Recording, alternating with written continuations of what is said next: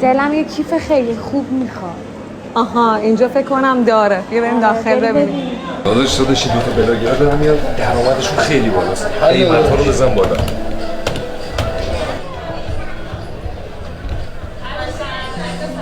اینو نگاه کن. ببین چقدر قیمتش هم خوبه. خب اینم بده. خیلی خوش آمدی.